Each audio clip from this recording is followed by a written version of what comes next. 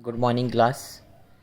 Last time हमने discuss करा था इवेपोरेशन के बारे में, जहाँ पे मैंने आपको बताया था सरफेस फिनोमिना होता है जहाँ पे लिक्विड चेंज हो जाता है वेपर्स फॉर्म में।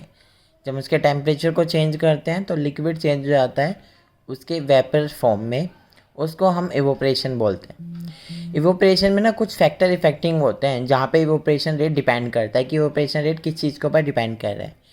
सबसे पहले इवेपोरेशन रेट पे डिपेंड करता है उसका सरफेस एरिया।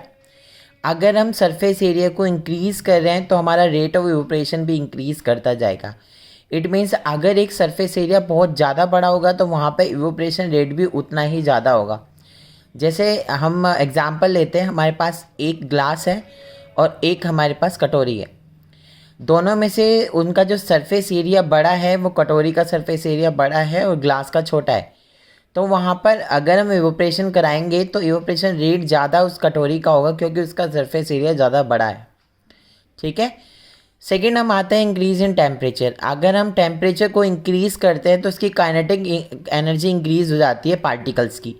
काइनेटिक एनर्जी का मतलब होता है कि पार्टिकल्स का मूवमेंट, पार्टिकल्स कितनी तेज़ी से मूवमेंट कर रहे हैं उसके अंदर।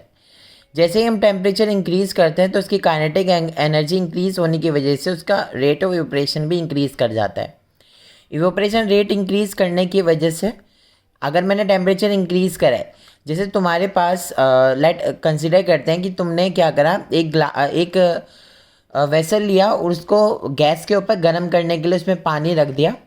तो तुम लोग देखते हो कि जितना ज़्यादा हम उसका टेम्परेचर इंक्रीज़ करते हैं, जितनी तेज़ हम गैस करेंगे उतनी तेज़ी से उसका इवेपोरेशन रेट होगा। ठीक है। तो यानी कि सेकंड डिपेंड करता है उसके टेम्परेचर रेंज के ऊपर। थर्ड डिपेंड करता है ह्यूमिडिटी के ऊपर। जितनी कम ह्यूमिडिटी होगी एयर के अंदर उतना ज़्यादा इवेपोरेशन रेट होगा। जैसे आपने देखा होगा कि जब बारिश का टाइम होता है तो बारिश के टाइम पे हमारे एयर के अंदर ह्यूमिडिटी रेंज क्या होती है, ज़्यादा होती है। इसी वजह से जो हम कपड़ों को सुखाते हैं वो जल्दी से नहीं सूखते, क्योंकि ह्यूमिडिटी रेंज कैसी रहती है, ह्यूमिडिटी रेंज जितनी ज़्यादा रहेगी उतना कम इवेपोरेशन होगा, और ह्यूमिडिटी रेंज जितनी कम होगी उतना इवेपोरेशन रेट ज़्यादा होगा। ठीक है। फोर्थ पॉइंट है इसका विंड की स्पीड के ऊपर। जितनी ज़्यादा विंड की स्पीड होगी उतना ही ज़्यादा रेट ऑफ इवेपोरेशन होगा। जैसे तुमने देखा होगा जितनी तेज़ हवा चलती होती है, अगर हम अपने कपड़ों को सुखाते हैं तो तेज़ हवा चलने की वजह से हमारे कपड़े जल्दी सूख जाते हैं। मतलब वो डिपेंड करता है विंड की स्पीड के ऊपर।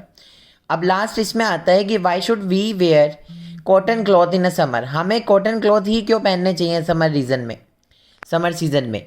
वो इसलिए पहनने चाहिए क्योंकि कॉटन क्लॉथ जो होते हैं वो हमारी बॉडी को कूल लगते हैं और वो हमारे लिए कंफर्टेबल होते हैं। क्योंकि जैसे ही गर्मियों के टाइम पे सन की रेंज की वजह से हमें गर्मी लगती है, हमें पसीना आता है, और पसीना आने की वजह से अगर हमने कॉटन क्लॉथ्स को पहना हुआ है तो गुड एब्जॉर्वर होते हैं, वो आसानी से पसीने को सोख लेते हैं, और जब सन की रेंज उसके ऊपर लगती है तो वो इवोपरेट करके ऊपर चले जाते हैं। इसलिए हमें कॉटन क्लॉथ्स को गर्मियों में प्रेफर करा जाता है, इसलिए हम लोग कॉटन क्लॉथ्स को पहनते हैं।